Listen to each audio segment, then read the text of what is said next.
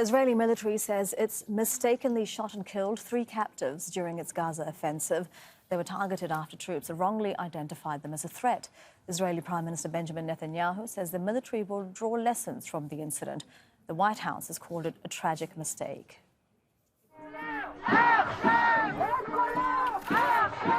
Well, relatives of the captives and their supporters have been protesting in Tel Aviv.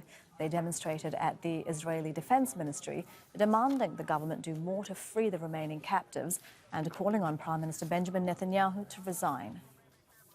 He is responsible for everything that is happening, that happened, and is still happening. He has blood, a lot of blood on his hands, and he should resign now. And let people that are responsible and care for this country, unlike him, to take over and get this war over with and get up all the kidnapped people back home now.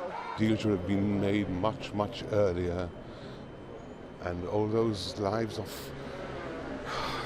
all the innocent people could have been spared. I think it's a big tragedy what's happening here now.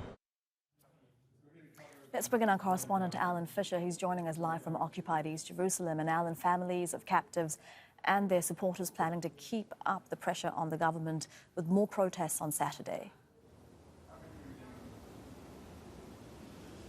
Well, you saw the reaction from people, and that was a spontaneous response. Almost every single one of them could put theirself in the places of the family of the 3 who'd been killed, thinking that their loved ones were so close to being rescued, to being taken out of Gaza, and then they were killed by their own side. Now, the Israeli army say that it's unclear how the 3 ended up being separated, how they were there, how they had been held in Gaza, whether or not they had escaped or they had been abandoned by the people who were holding them.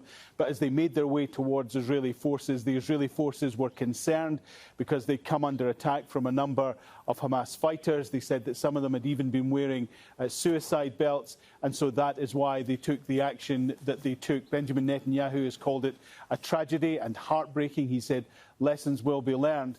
But the families are saying this is just another example of why there should be a definite plan to try and get more of the captives out of Gaza. And in fact, at 12 o'clock local time here, which is in 2.5 hours in Tel Aviv, they will be holding a special news conference, essentially, because of what has happened. Because, as I say, almost every single one of them can put themselves in the place of the family who were hoping for good news and then ended up hearing the worst possible news from the Israelis who had actually been responsible for their death as well. And amid this development, Alan, there are reports that the head of the Israeli intelligence agency is due to restart negotiations to release more captives.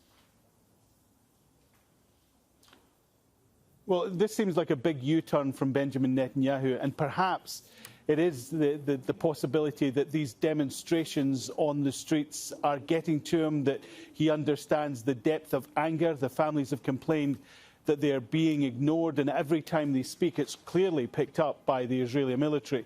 But the War Cabinet had decided earlier this week that they weren't going to restart talks. They weren't going to send the head of Mossad to Qatar. Benjamin Netanyahu is one of the 2 who was dead set against that.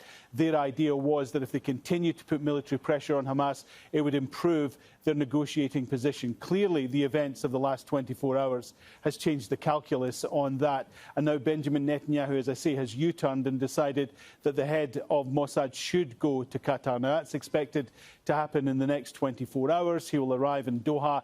He will speak to the Qatari Prime Minister and discuss the possibility of restarting negotiations to perhaps be a ceasefire, which would lead to the exchange of prisoners, which, of course, we saw during the last time there was a ceasefire. But it's clear that the pressure that is being put on by the families in the streets of Tel Aviv and through the media in Israel is actually getting to Benjamin Netanyahu.